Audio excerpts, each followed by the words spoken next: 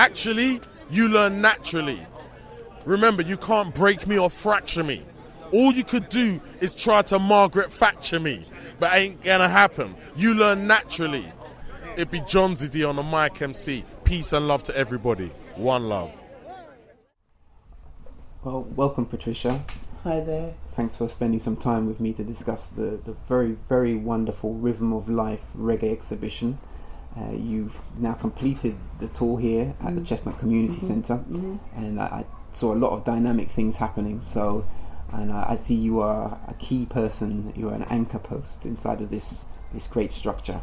So I'm pleased to have a moment with you for you to tell us a bit about yourself and something about the exhibition. Please introduce yourself. Okay, well, my name's Patricia Palmer. I've been associated with Colin for about approximately 6 years, and my involvement in the Rhythm of Life Reggae Exhibition is part of my personal journey. My love for music, my love for reggae music, my love for myself as an African heritage individual, my interest in maintaining and reclaiming what is essentially ours, my work around equality in the past when I worked for the Inner London Education Authority, through the work that I was involved with, made me aware of a lot of ignorance in terms of who we are as a people and how our heritage, our culture, our resources constantly being exploited.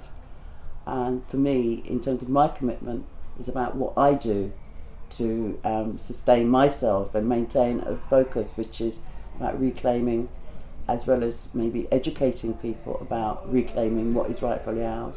Not that I'm not prepared to share, but I think too much of our heritage has been depleted and exploited in a way where it's taken, redefined, and then put back to us as if it's we needed to have it in the first place.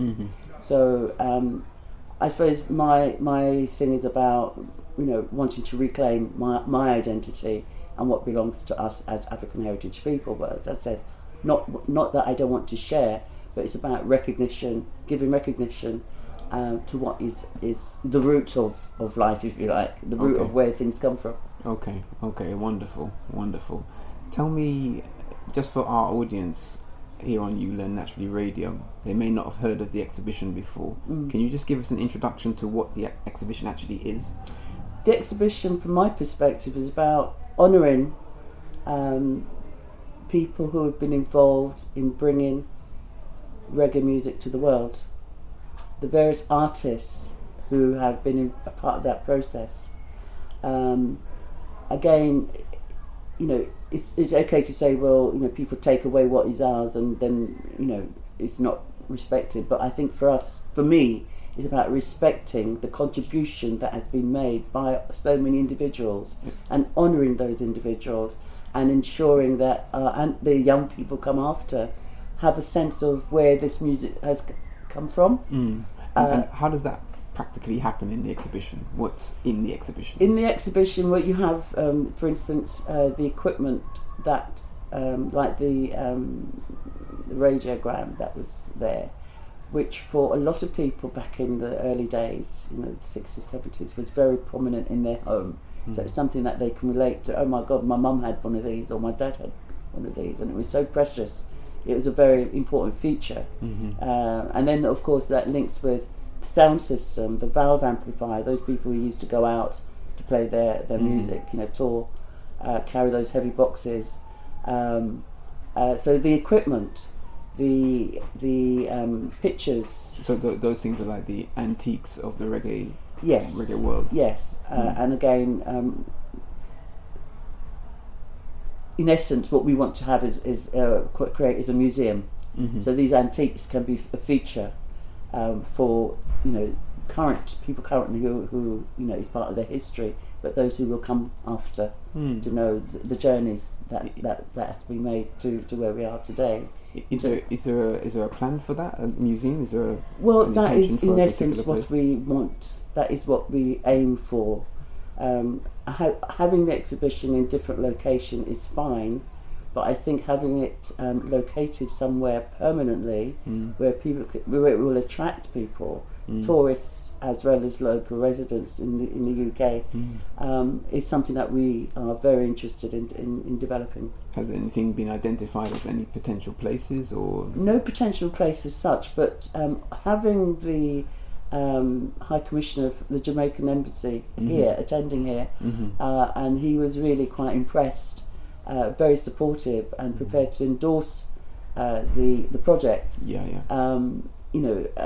We will approach the embassy as well as others to find out if there's a possible location that would be maybe allocated or offered to us. Because I think having a base is so much better. We'd be happy to continue taking it around, tour, and linking with the Caribbean, Jamaica and Africa, because I think the music, reggae music, is something that is loved throughout the globe. Yes, indeed. Everywhere. Indeed. And I know I was in the Gambia not too long ago, and we went to a club called Lama Lama. And the reggae music there was being blasted, and the people were so enthralled by it. They were so excited, and it's a message that it brings from the individuals in terms of love and sharing and celebration, and it's just wonderful. So, and I know in other places, whether it's in the Far East, Japan, Germany, Europe, South America, wherever, America, everywhere, it's something that brings joy to people. And also the fact that it's now been declared by the United Nations as a heritage, part of national. I'm not sure what the terminology is, but it is a World Heritage. Yes. That's also gives us a platform then to raise the whole area of reggae music. And everything that's associated with it, which is African heritage people, link it all together, which I think is very important. I see that. That situation there, I noted that when it was made World Heritage. What does that? Because you said it gives a platform. What kind of platform does it give? It gives a platform for African heritage people involved in the industry to create something that's going to be that leaves a legacy for African people. I think what I feel and what makes me upset is when, as I say, parts of our heritage is taken, dominated by others who have the resources, and then they then create something and make megabucks from it. And the origin is lost, if you know what I mean. What is the origin? African people's, possession, property, if you like, property rights. No, I mean the reggae. What is the origin of reggae? What's the essence of reggae? I know this is kind of philosophical question, a deep question. What is for you? What is the essence of reggae? Can you? I tell you where I'm going with the question, and I did ask the elder as well. If music seems to be influencing each other, different genres of music seem to influence each other, and for me it's clear that reggae has a very powerful influence on music throughout the world, and also hip-hop has a very powerful influence on music throughout the world, alongside other things, but I would say that from here I feel that the young people, their attraction to music, their genre of music that they're going for is not necessarily reggae. No. Right. No. So what is the principle that should be maintained to keep it still being reggae? At some point you might be doing a thing that started as reggae and it can be changing over time and coming to different forms. What keeps it to still be reggae music? I'm not the right person to speak on this, but for me, reggae is about a vibration in terms of the drum and the bass, and it raises one's vibration. For me, anyway, I can only speak personally. It raises a sense of spiritual vibration, connection.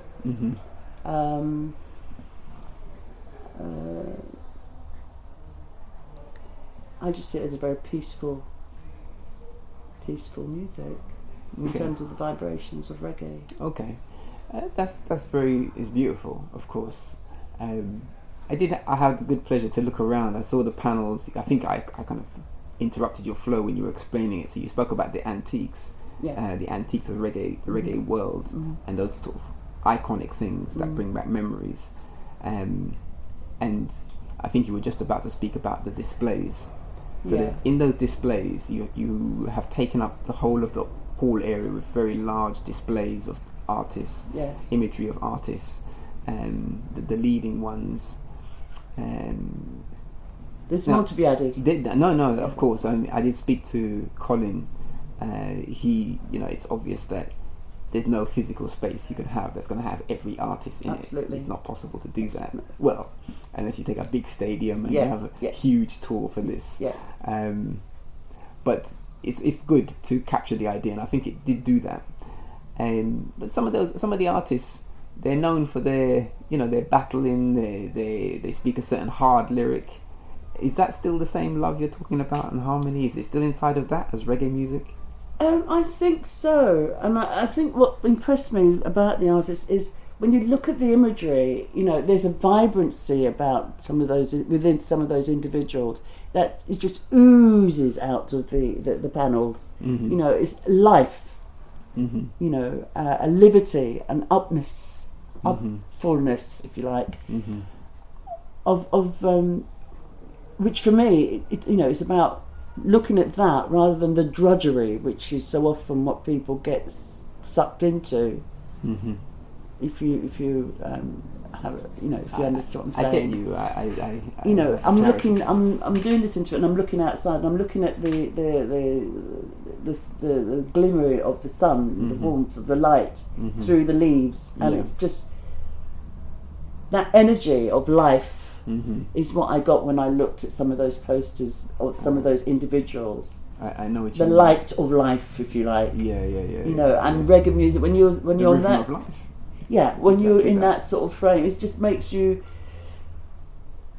free and connected with the universe, the world, the globe. Yes. For me, anyway. Maybe I'm going off into one, but that's for me. And I just feel if people were able to detach themselves from the mundanity of life, that's energy would ooze from them. Yeah. I see that. And so some of the anger, the bitterness, the lower worlds, if you like, in terms of how people experience their, constantly battling, constantly angry, that would take them away from that and set them free, if you like. Yeah, I hear you, and I also love that view that you're enjoying. It's our office view here at the centre.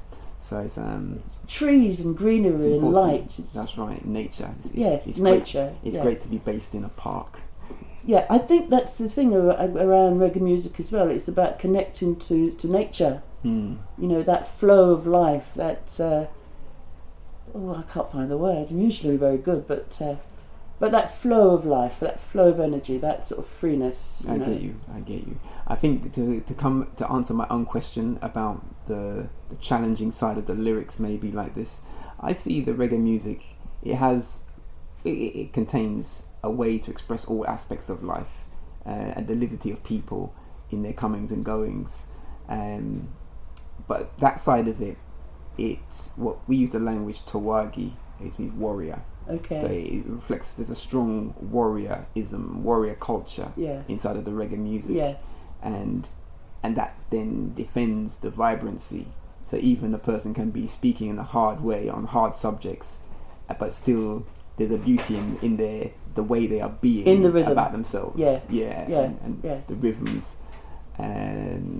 It's beautiful to see that kind of uprightness. Yeah. I agree for that.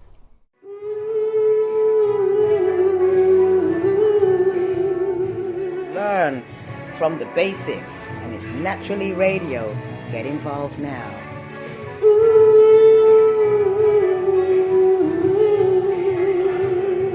Learn, and it's Naturally Radio. Get involved now. Yo! Thank you very much. something came up. Maybe it's a similar thing. I think it's a similar issue. There's been recently a drill tune, drill, the kind of hip hop variant, a derivative of hip hop that young people are listening to, and the drill tends to focus in on basically the sort of grime side of youth culture. It tends to focus in on this, with many artists focusing in on completely, their songs are completely for this. Anyway, there was one song recently called Attempted 1.0, and this song is the first song to be banned for the artists. The artists were arrested for trying to sing the song at a concert, and apparently the new laws were enacted in order for them to do that action. I listened to it. It's very graphic what they're portraying. Essentially, they are taking the position of the attacker doing the knife crime that our community abhors. Yes. Like this, the artists are putting themselves as ones advocating it, being about it, boastful about it, and their powers inside of that. So on that level, the lyrics are base and ugly and weak, but obviously attractive to a certain way of being, like this.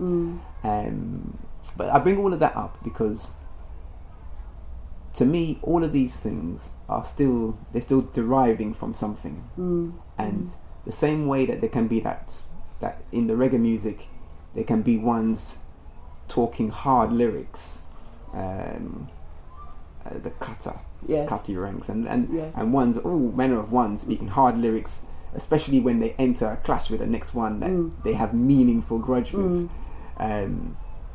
which can and has led to violence in the Caribbean and anywhere it's been. I would say that reggae music in many cultures outside of the Caribbean and inside of the Caribbean has also an association of violence. But what I would say for all of that is that there's a warrior spirit attached with it, which we don't often talk about. And I think that is part of the beauty of it, that it's kind of defended, though not overtly. People are trying to put it to the back, and by trying to put it to the back, that's where we've lost the youth, and they've gone off to other things. I think so. I mean, I don't know a lot about drill music or grime, but I feel that this is a way, in terms of the warrior spirit of reggae music. I think this is one way that the media uses grime, and young people exploit them. In the early days, reggae music was used as an educational tool. Sorry, when you say that, who exploits who? What exploits what? I think we live in an exploitative environment, and particularly racism, and I think there's an undercurrent still of taking away, pulling pulling away what you're able to stand on, the earth from under your feet, sort of thing. So I think over if you think about how people used to come together back in the 50s, the 60s, and there was a strong unity among African heritage people, and gradually over a period of time, that's broken down. So in terms of young people, I think it's the search for an identity, which they're not able to find in this environment. So the drill music or the gang culture is a way of them trying to come together. But then I think it's misunderstood by the wider society, and it serves their purpose to paint a negative picture of young people, particularly young black people. And in that way, you have the elders who will be critical of why are these young people doing this. The wider white society say, oh my gosh, what's going on? And in that way, you actually kill that creativity that is naturally there, that warrior spirit that you spoke about, which through the music, through creativity, it's like poems, poetry, and other things can be used for good or evil, or good or bad. And I think the young people, I don't necessarily endorse it in terms of the violence, but it's about expression. And if this is their way of actually saying, well, I'm here and I'm going to have my say, and I don't care how I'm going to do it, and the impact it has on the wider society, so be it. I mean, I don't agree with that, and I think this is where there needs to be some, the people who are working with young people have this understanding of the environment we're in and the destructive nature of this environment, particularly towards black men, black boys, because I think there's a deliberate, in my view, a deliberate attempt to destroy African people's spirit, soul. That's my view. And in living in this environment, I've grown here since I was 9 years of age. Your family from? I was born in the Caribbean, in Jamaica. I came to join my father, who came to the UK in 1957. I grew just myself and my father, so I've had to learn to connect with lots and lots of different people, from different places, because it was just myself and my dad. So I've associated with lots and lots of different people, as I said, and the unity that existed in the early days doesn't seem to be there anymore. And it could be, in terms of economic advancement of some people, where people are moving away, that link isn't there anymore. And I think there's a sense of abandonment. And so maybe the music, in terms of what's being criticised now, the drill music, and the enforcement of law against individuals, is another form of punishment for young people. It's dumbing down. That's how I see it. Yeah. Subdue. Because it's if you subdue the. I mean, I think Stormzy is one of the most successful artists. I don't know. Would you say he's drill or grime, or is his genre different? I'm not really sure. I must admit, I'm not as close to it to speak on the differences between the artists in that way. But I do have the intention for our organisation to get close to it. I think it's important. We'll do it, particularly because I'm clear that no one else is doing it in the way that I can see has to be done in order to clarify what's happening and to give both the community and specifically the young people the right clarity about what they're doing and what they're choosing or what's coming around them and how things are working around the context. So we have some projects for this that are being started. You see, the lyrics for that song, to me, it's not different from other kinds of lyrics that I've heard in reggae. It's the difference, if anything, is that if there is a difference, the difference is the rise of a kind of complete fearlessness of the state. It's talking about harming themselves. They're talking about slaughtering each other, but they have no regard for the environment. So they're making themselves to be a sovereign entity, just marauding wildly in the lyrics. The lyrics speak like this. And I think, if I'm right, and we're checking this out carefully, if I'm right, then effectively the state, by trying to ban it, have caught fear. They've caught fear for this. I there's a misunderstanding, because what's the misunderstanding? I think there is no misunderstanding. I think that the state and the agencies around that come of the state are very clear what's being said and the nature of the implications of that line of thinking, if left unchecked. I think I agree with you in that respect.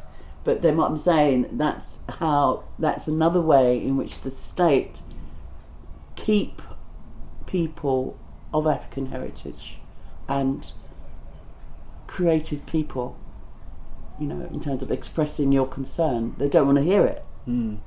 But you see, the challenging part of this for me, because I've been on the other side, like we're here in a community centre, this place and other places, they're often trying to have what they would call youth safety summits and this kind of talk, which are so far away from the youth. Well, exactly. It's incredible. What do the youth want? Has anybody actually asked the young people what they want? Well, they try, but it's not. To me, it's not really. It's not about asking them what they want. It's about knowing what they want. It's about being close enough to know. Okay. If you're a guardian, if you're an adult and a parent, and you have a very young child, there's a range of things you can ask, and there's a range of things that you're just taking care of. And there's some things, if you did ask, you would get some strange answers, and you just have to override the answer or harmonize the answer to a better reality. So I think this is a situation like that. But the state can't ask our youth what they want, and they can't do it on our behalf. And the things that they're talking about, it's the seed of a very potent warriorism, which even the community is afraid of at this point in time. So therefore the community can't answer to them. This is why they're so detached, in my assessment of it. So it requires something very, very special to engage with them, and I think we have something of this in our pedagogy. But to the reggae music now, back to the form. We're still in it, but I think the exhibition has been really good. I saw it yesterday. I think I was part of it some way. So well, the drumming that you got involved with was absolutely excellent. A lot of people commented on how uplifting and energising the drumming was. And again, it's part of African heritage, isn't it? The drumming is so important. That's right. And it's about vibrations, and it's about raising people's vibrations, because I think for too often people are like swimming in mud. If you that imagery, you're not getting anywhere. So it's about raising the vibration so people can actually, swim much easier, or come out of the water and there's like a fish, because there's flying fish. That's right. That's right. Or soar into the air and just overlook the earth. It's taking people out of the drudgery of life and lifting them up. And coming back to young people. I don't think enough time and attention is given. I mean, I've worked for some time in a voluntary capacity with young people, with youth workers, particularly somebody called Kafensi Tascani, a senior youth worker in Southwark, and we organised African and Caribbean youth conferences, and those were very, very successful. We worked with the schools. I know of his work. Very great work. So I was one of the individuals working with well done. And so we organised the workshops for young people around housing, education, looked at young people who were in care, the different aspects in terms of social interactions. And it was about organising workshops so we could hear from the young people what their issues were, what their concerns were, and put that together and then approach the various local authorities, the departments, to see, well, in terms of your policy, are you addressing these issues that concern young people? I feel that from the abolition of the Inner London Education Authority, where education is now very much a local authority concern, not enough funding or resources are put into the area that actually would enable young people's voices to be heard. And so they get overlooked. I hear you. You're right. On that level, not enough resources are there, definitely.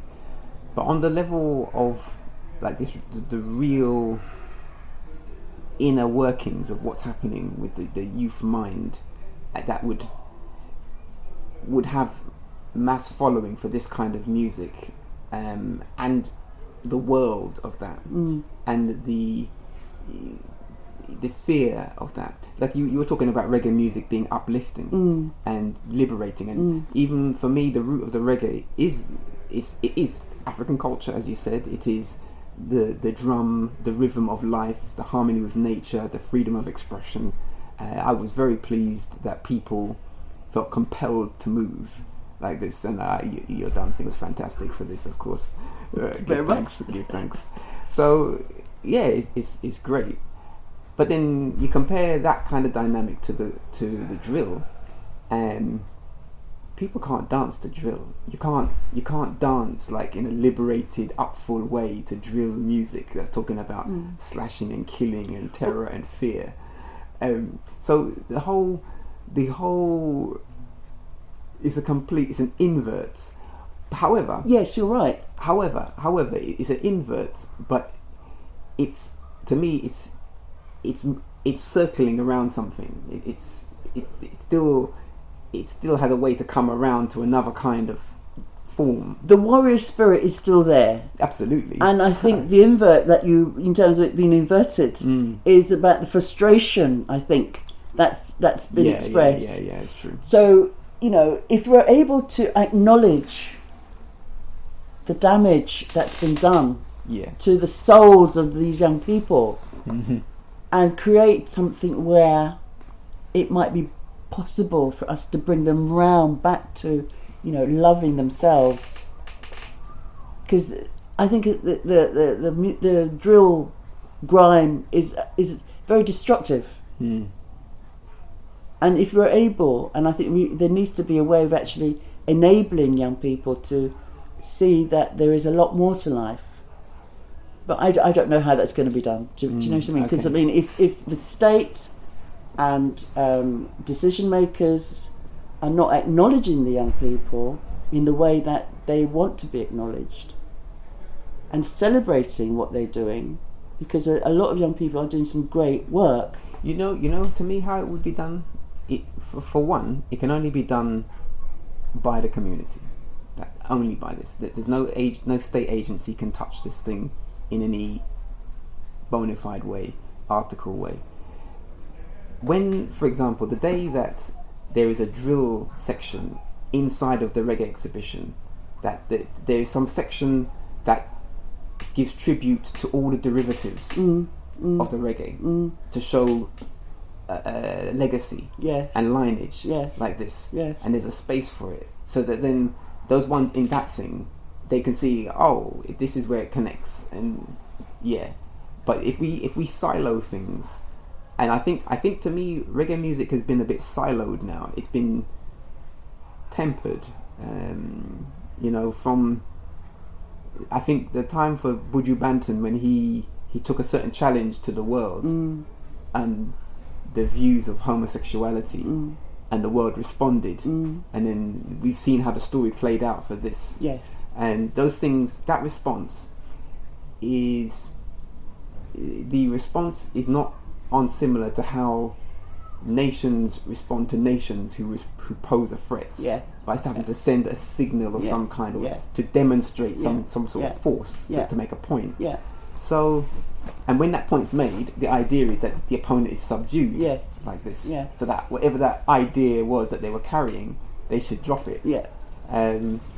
So those things have this to be is how thought we through. are, people say we're in a psychological war, and I think these are ways that the tactics, some of the tactics are used to dumb people down, to prevent people from expressing themselves. Because with the reggae music, coming back to the warrior spirit within the reggae music, there was no violence in the same way. I mean, you had entertainers or artists competing with each other, but I don't think the level of violence was there back in the day. I don't know. I really don't know. But my sense is that there has been significant violence around it. I don't think it's as definitely. It's not been the focal point like this, to have a genre that's just focused in straight on this. Every artist that's of the classic era for reggae. They may have some part of their collection that is like this, but then they've got another part of their collection that's dealing with something else, love and nature, or some next set of things, some next. They got balance in their reasoning. But some genre now, there's no balance in the reasoning. Well, when there is no balance, then you get conflict, don't you? So it's really about, you know, acknowledging what's going on and actually trying to redress the balance. Yeah. And I think you're right. It has to come from the community. Yeah. And it comes back to Colin's view, and you know, myself and others who support the Rhythm of Life Reggae Exhibition. It's trying to get a balance back, you know, and leave a legacy for young people, because again, you know, people, reggae music has attracted so many people. There's now people doing lots of research, so you know, about the music and the impact it has on people, and definitely it's something for the good as opposed to for the bad. You know, it's a good thing, and it's for us on the ground to reclaim it, create something that's going to be valued and respected, and will be there for the future for young people to access. And it's not just African heritage, for everybody to access, because as I've said, reggae is loved, but because it's not part of the mainstream, it's, you know, put on the periphery. We now need to bring it mainstream, and it to be given the respect and honour that it deserves. And all those people have participated in over the years. You know. I would just add to that. I think the mainstream, we have to bring it mainstream to ourselves. Into our mainstream to our own natural liberty. Mainstream, it won't necessarily be mainstream to the environment in which we exist, particularly here in the UK, but it will be mainstream for a lot of individuals who participated and enjoyed, you know, what it has done for them. Yeah, definitely. I see that. And that's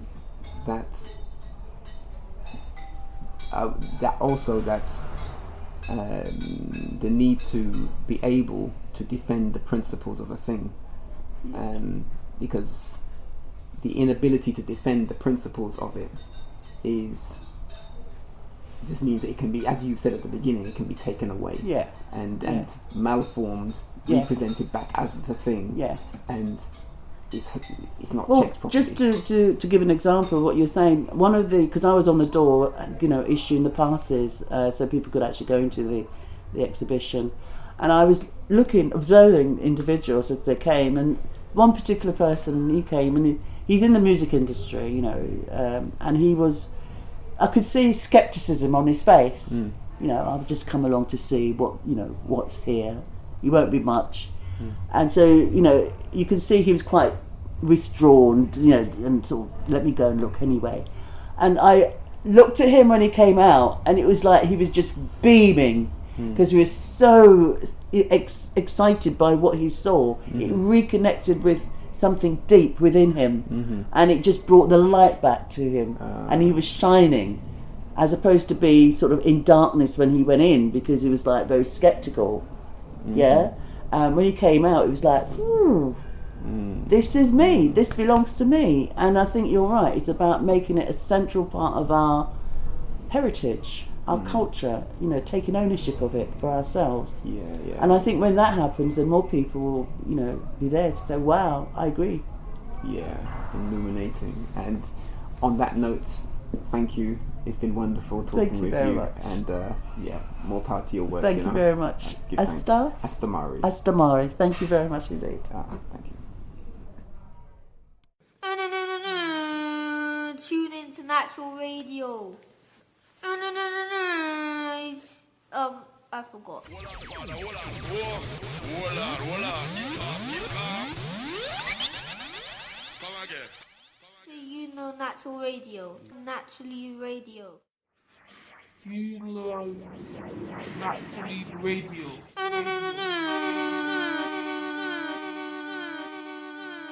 You learn Naturally Radio. uLearn Naturally Radio. Yes. Radio. Could you possibly rewind and come again? Are tuned in to uLearn Naturally Radio. uLearn Naturally Radio.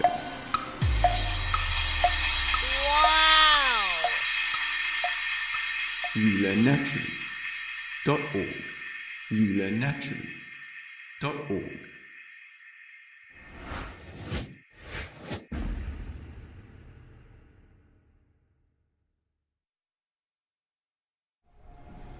Welcome to uLearn Naturally Radio, Elder Ras Al-Kebu Selassie. It's an honor to have you here. You're a visitor to the centre, Chestnut Community Centre today. We're having the Rhythm of Life Reggae Exhibition, which is quite a phenomenal exhibition on reggae music, and the eye has passed through, and it would be wonderful for you to share a few words about your experience regarding this exhibition, your thoughts on it and the context. Let's reason for a moment. Excellent, good. Anything like this, I would encourage it as a basis for education, particularly seeing how far reggae music has come over the last 40 years of full taking in it and observing it. There's a lot there for young people to learn and for newcomers to familiarize themselves with some of the things that has made reggae music so important and vital as an educational tool to our community. Thank you. So you touched a thing there, this is very interesting. On uLearn Naturally, we are deeply interested in education and taking education forward to the context. I think that the way that standard system education works is something missing for our community. Some damage has been done, in fact, a lot of damage has been done. So we're interested in restructuring the way we do education, and I respect highly the history for reggae music and it as a vehicle for education and learning and communal expression. But I have a question. Is it relevant today? Is reggae music relevant today? Always, and will ever be relevant. What you will get at times is that there's a disjuncture there in that we might question currency, we might question current music. And I tell you, one of the misrepresentations of reggae is that our music tends to be seen in the present. People tend to look at the popular, where quite often the popular does not represent the real thing. That's because of how things become popular. Things become popular because of people's expectations for doing it. People do it. Popularity usually means sales. Either through sales of recordings or sales of tickets to see a concert. So you have the motives are different than for people who do reggae music as an expression of their surroundings, the conflicts in their lives, the joys of their community, the expectations of their community. These kinds of information in the music, rather than doing the music for popularity, is what gives it its educational force.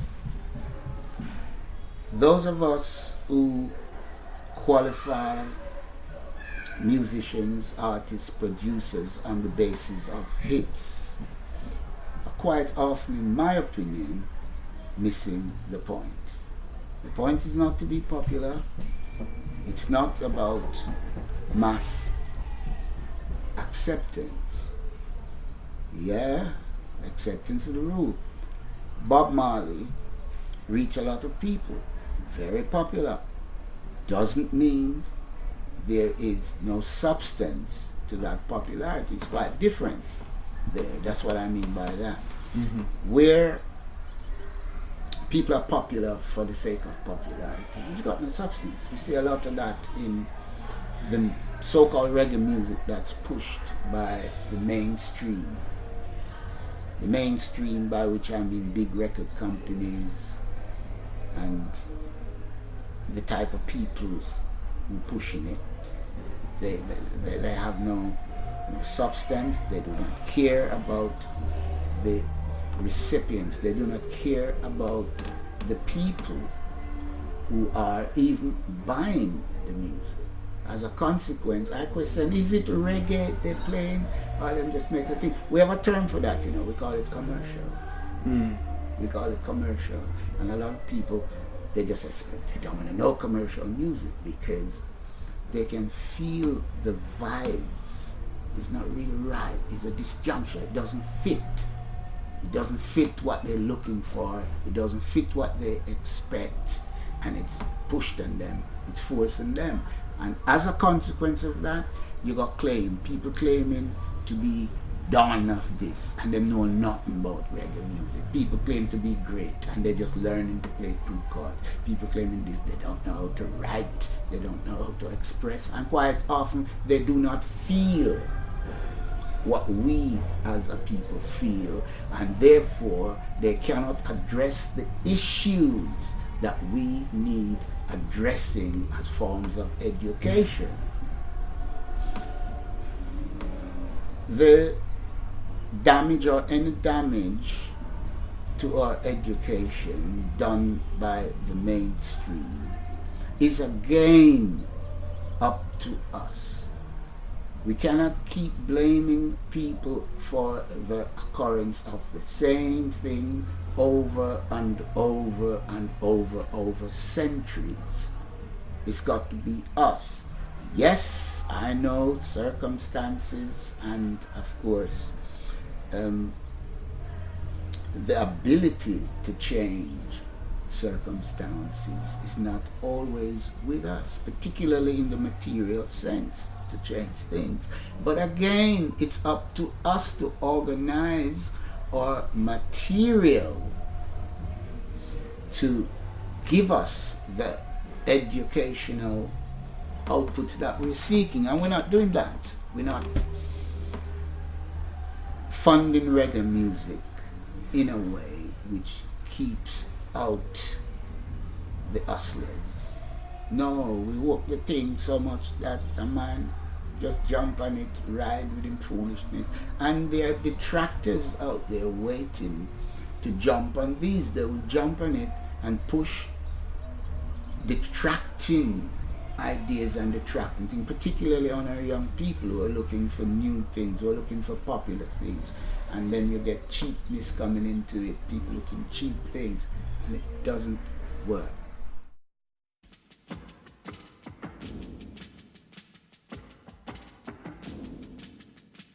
Thank you. And then can I just pause you?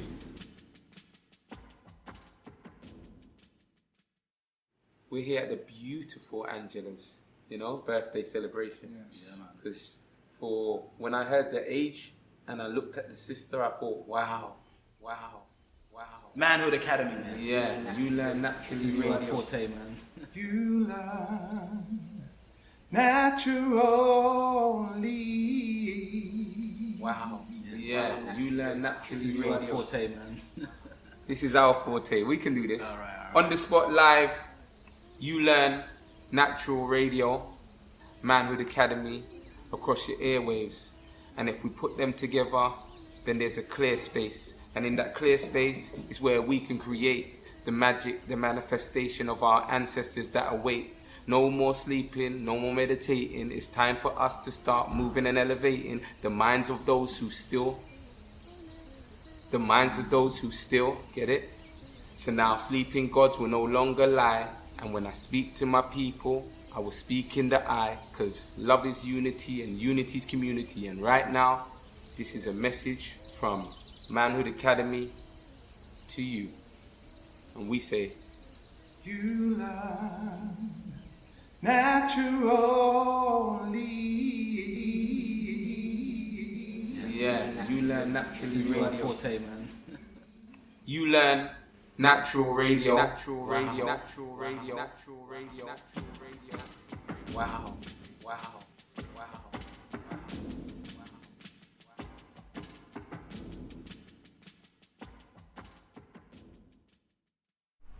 I know that the exhibition downstairs here at the Chestnut Centre, it touches on many of the greats are displayed on the boards and in the context of the exhibition.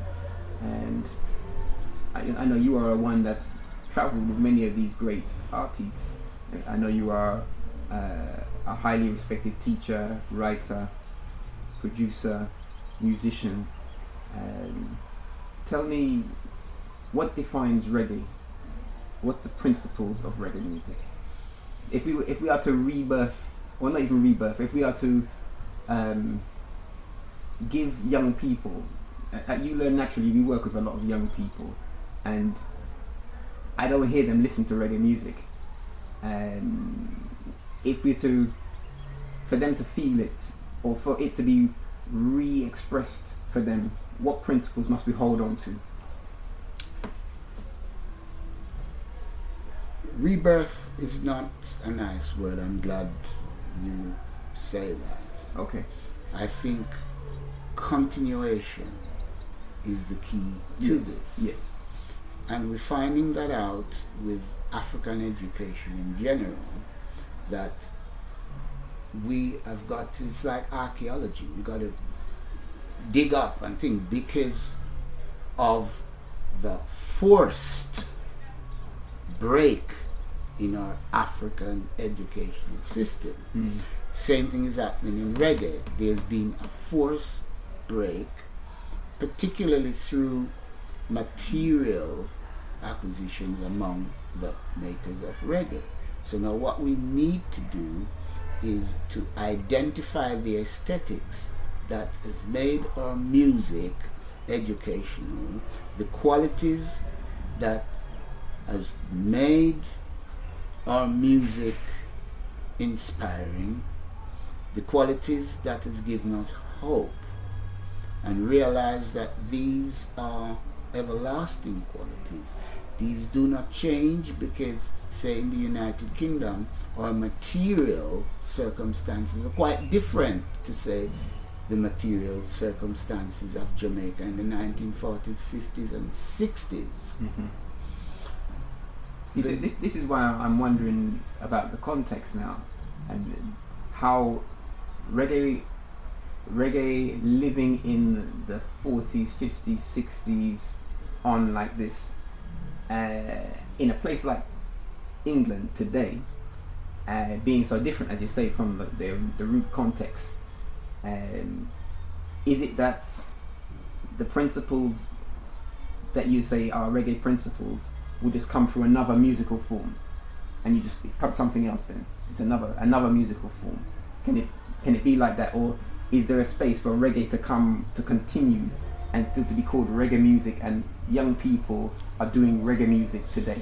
Yes, we have to create that space. Language has a lot to do with it as well. A lot of terms we're using in the UK. Yes, I know different environment will create its different language, but these words we're using create disjunctures. One that easily springs to mind is old school. Now if you have old school, then I hear immediately new school. Instead of continuing,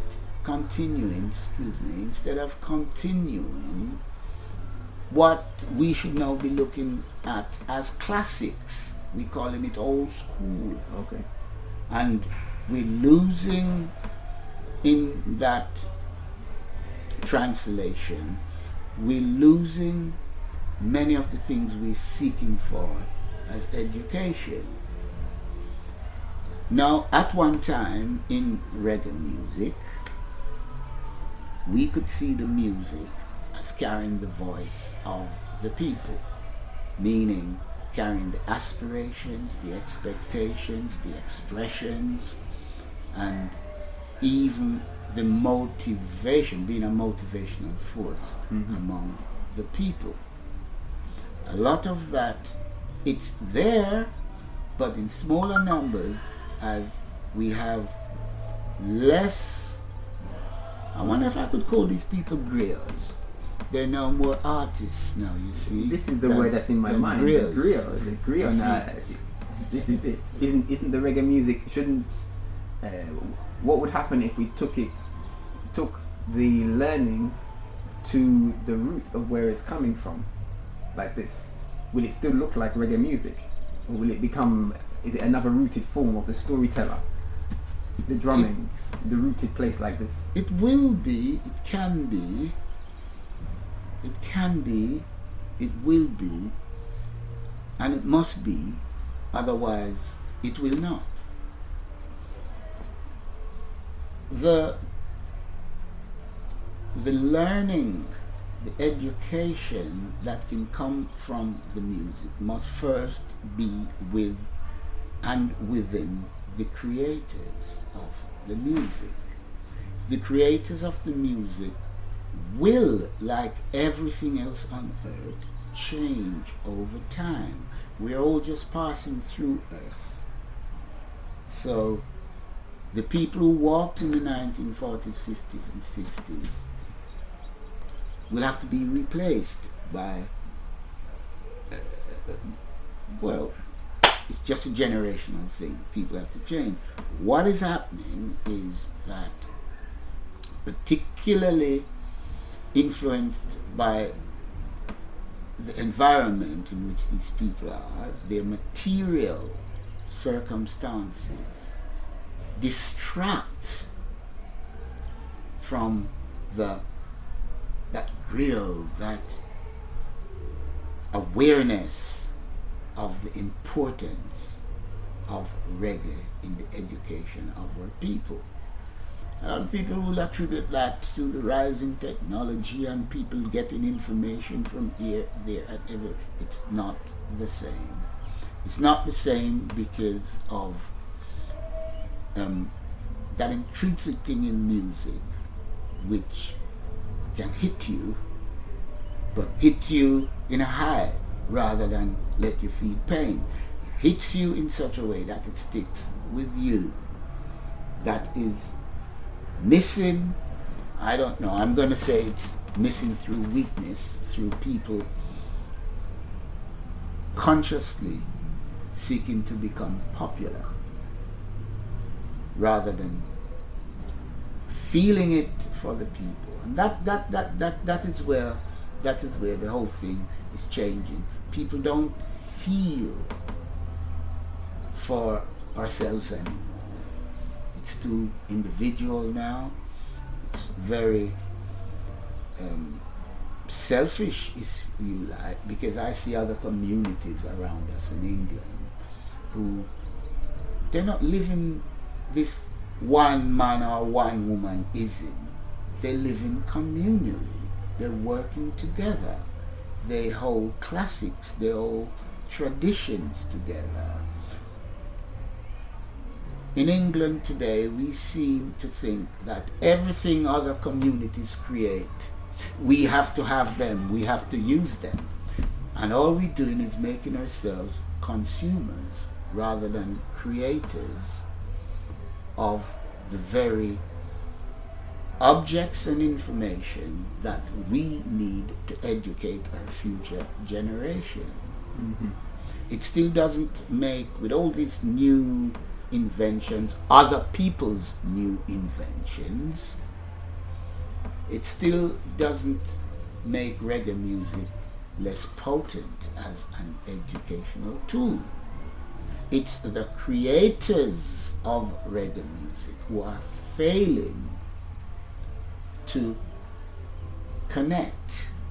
They're failing to connect because their objective is different. the orientation should not be different, but they, through their own weakness of self-aggrandization, cause that newness to be so important to them. In other words, we get affected. We pick up people cold too easily. People should have a cold and you fit and feel good the same way. But we're picking up a thing from a man, make a thing, you have it and it causes ease. You know, I don't know if it's that overall thing that, yes, we like everybody. And this is where I now, to be a little bit personal, would fight against this black thing. From you say black, now you're saying white, and all these binary oppositions, and you're tied into that like we're all the same except one black, one white. We are not all the same. Hence the importance of our art and our culture to teach us. It's been like that for time. And I'm saying, regardless of new inventions, which there must be, and our people has contributed, as you know, to a lot of the new technologies and the new ideas. We contribute to them, yes. Some could even claim that we are the creators of some of these new things. Even though that is the case, we seem to believe, and we put things into categories. This old, the old school, we talked about that earlier. This new school, my thing different. I've even heard man say, Theme Rasta, a new thing. Behave yourself. How could it be? From it is new, it is not what it is or what it should be. That is the problem we have with education, and not just music, the arts in general, the entire arts thing. And you find in terms of the students, the recipients, the ability to decode is also becoming mystifying now. It's becoming like a special knowledge now. Boy, you understand that. It's there. But the nurturing process is also part of that now, where I say, boy, I'm born in England, me learn it this way. Nonsense. Nonsense. It is there, you can learn it. I know that the producers take on a different role. They come into the music with set expectations. Many of them quit after a set period of time when these set expectations are not met. I disqualify you. I'm sorry, I disqualify you.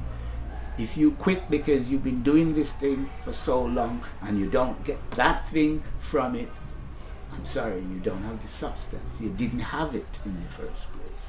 The people with the substance, like we said before, are those people who understand our community, the needs of our community, the aspirations of our community, and are bold enough to set the pace. This is where my community should be heading.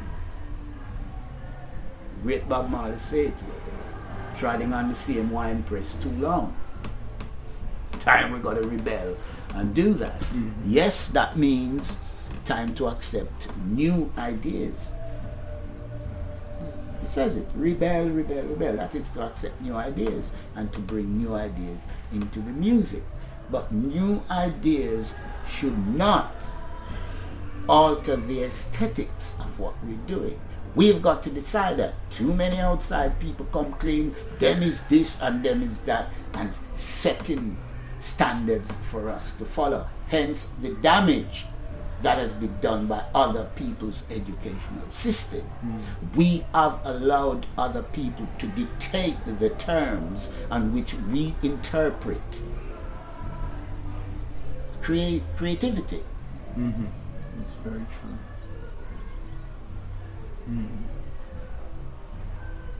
Well, that gets right to the point. Thank you, sir. Yeah. Reprendre votre thérapie, d'aller en partie. Votre fils a quand même...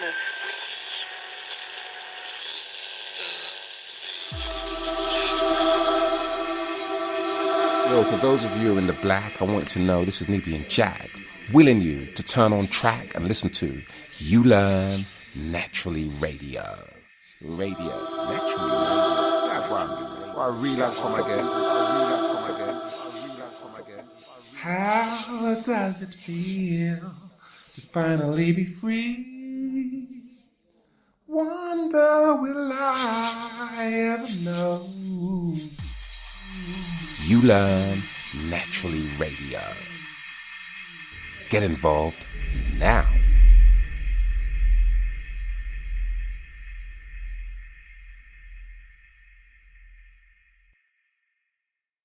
I do have a final point, maybe the global presence of reggae music, the way that, particularly I have an interest, and I try to observe the way in Africa, on the continents, continental Africans are working the form.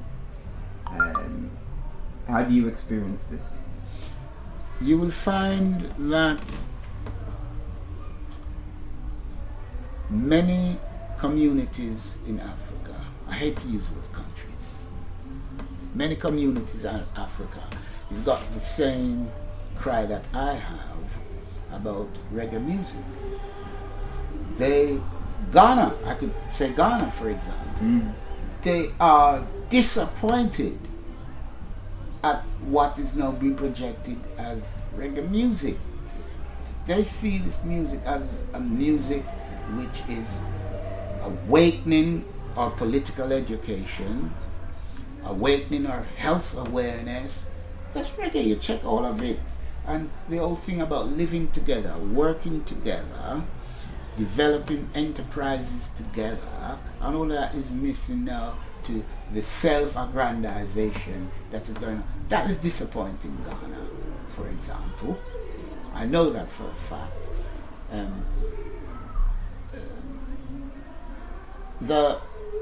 I'm not surprised of the popularity of, some people even call it roots reggae on the continent. I'm not surprised at all, because that is communicating with the people's spirit, like we were saying all along, communicating with the aspirations, even communicating with the felt experiences. Many of the things we experience, say in the Caribbean for example, our people in Africa experience these things.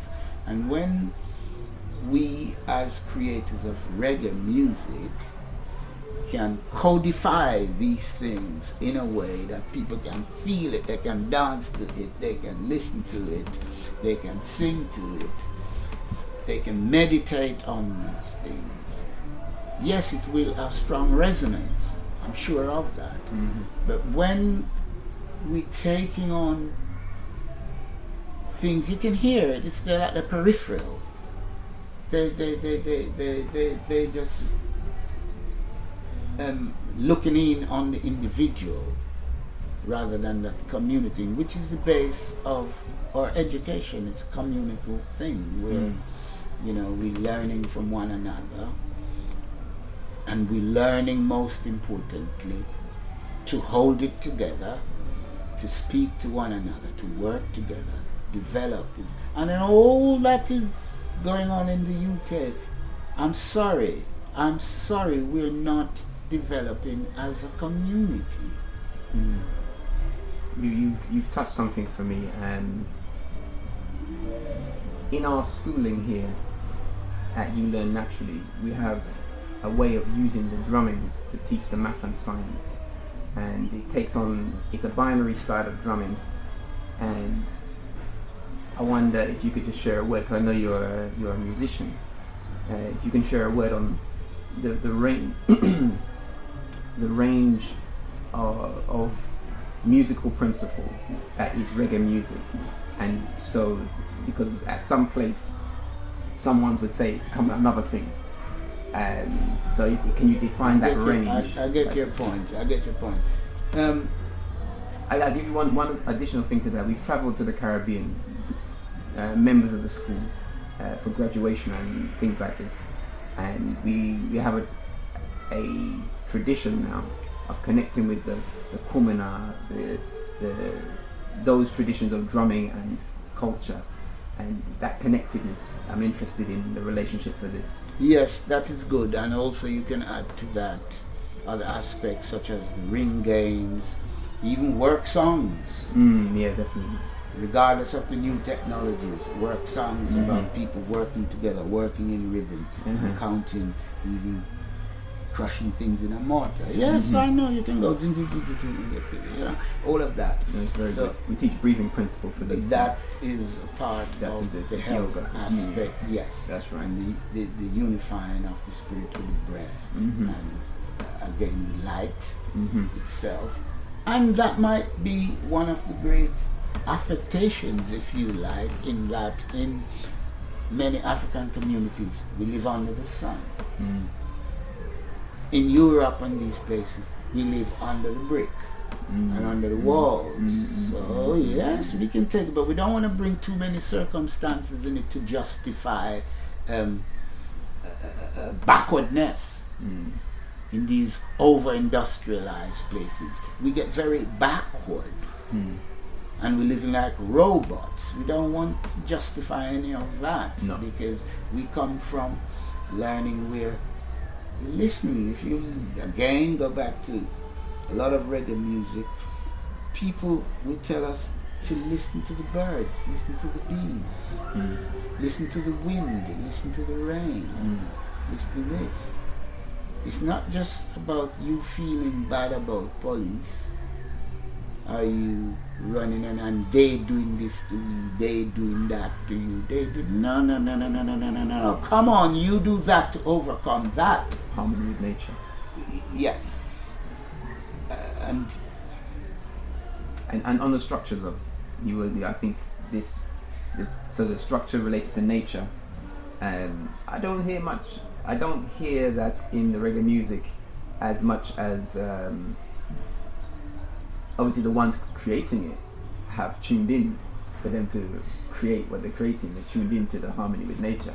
But are you saying that reggae music can and should reflect this in this way? I'm saying that even in this environment, if we hold strong to our traditions generally, we would hold strong to our musical traditions.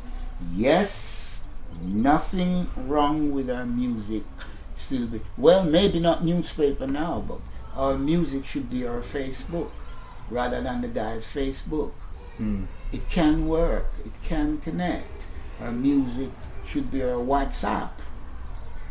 That's what I'm saying.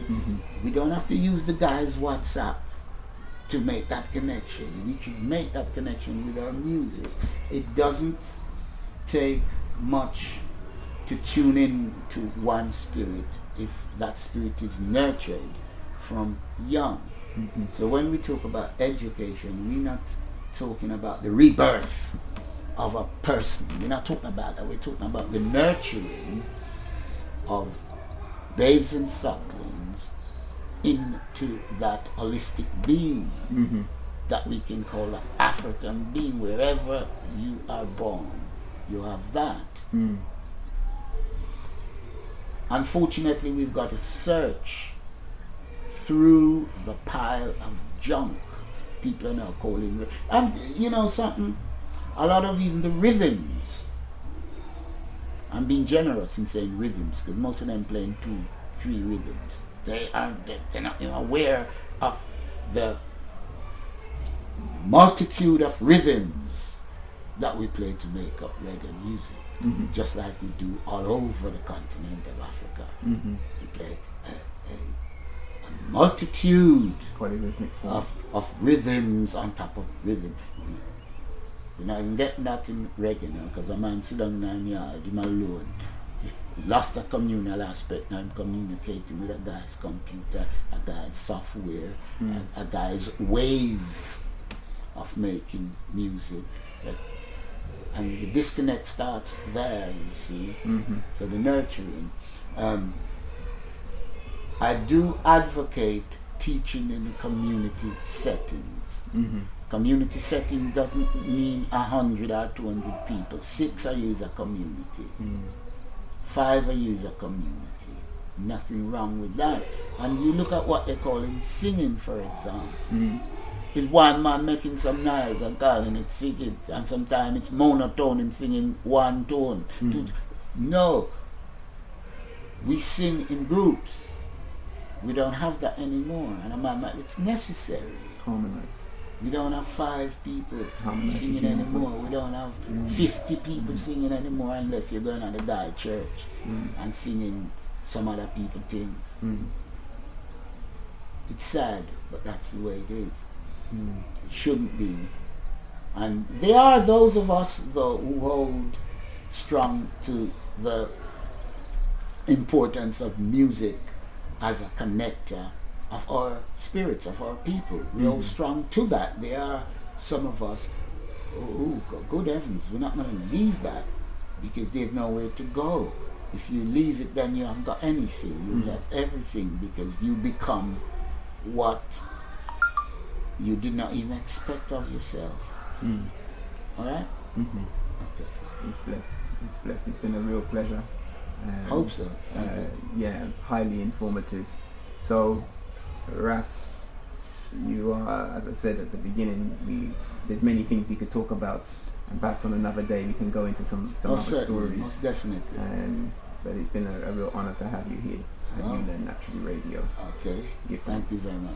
Thank you.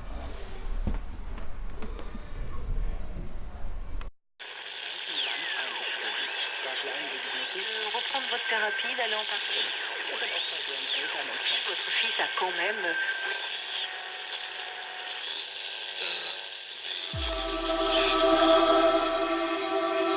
Yo, for those of you in the black, I want you to know this is Nebian Jag, willing you to turn on track and listen to uLearn Naturally Radio. Naturally Radio. Yeah, bro. I relapse from again. How does it feel to finally be free? Wonder will I ever know? uLearn Naturally Radio. Get involved now.